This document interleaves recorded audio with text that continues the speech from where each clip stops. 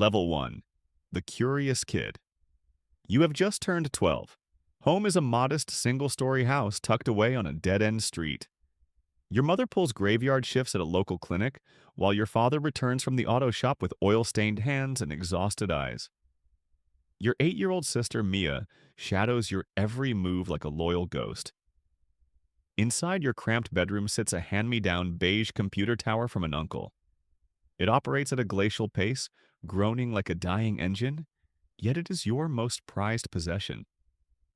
Socially invisible and entirely unathletic, you are the boy who dissects television remotes and devours printer manuals. Your fingertips permanently carry the scent of heated silicon and dust. One evening, insomnia takes hold. You lean into the glow of the monitor and type a simple query. What makes a website function? The search results drag you into an abyssal rabbit hole. You consume articles on server architecture, raw code, and the shadowy figures who bypass them.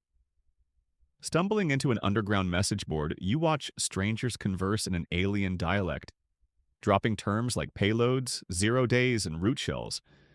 It feels dangerous. It feels exhilarating. You stay glued to the screen until the early morning hours. Exhaustion plagues you at school the next day, but your mind is electrified. Returning home, you piece together a rudimentary script from a free tutorial to display your moniker on the screen. It is a tiny victory, but the dopamine hit is monumental. You suddenly realize that the digital world is built on rules, and every rule possesses a loophole. Every digital login is merely a locked gate, and every gate can be picked. Your parents assume you are studying. Mia assumes you are playing video games.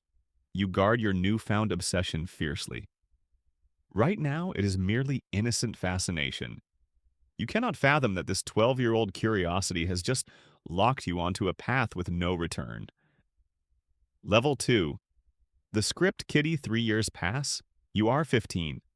The wheezing beige tower is gone, replaced by a custom-built rig pulsing with neon, funded by years of hoarded allowance. As you stare into the monitors while your family sleeps, a humbling reality sets in. You are not a prodigy. True architects forge their own digital weapons, whereas you merely borrow them. The underground community brands you a script kiddie. It is a derogatory label that burns because it is entirely accurate. You wield heavy artillery without comprehending the gunpowder. Determined to shed the insult, you start taking risks. You crash a rival gamer's lobby for a quick laugh, brute force weak credentials on random forums, and vandalize an obscure blog. You feel untouchable, blind to the fact that you are standing on the shoulders of actual developers. Immersed in subterranean chat channels filled with boastful adolescents, you quickly learn to separate the frauds from the elite. You shadow a user whose cryptic alias commands absolute respect. He becomes a phantom mentor, feeding you dense reading material and pointing out your flaws, though his true identity remains a mystery. Then, arrogance breeds a mistake. You scan an external network without masking your origin. Days later, a severe warning letter from your internet service provider lands in your mailbox. Your father reads the cease and desist notice with confusion. You smoothly lie, convincing him it is an elaborate scam. He trusts you. That night, sleep is impossible. The crushing realization that the digital panopticon is watching hits you like a physical blow. You discover the necessity of encryption and the art of vanishing. At 15, you taste genuine paranoia for the first time. Level 3. The Hobbyist. You are 18. High school graduation was barely achieved. Your educators labeled you bright but unmotivated, failing to realize your intellect was entirely consumed by an invisible world.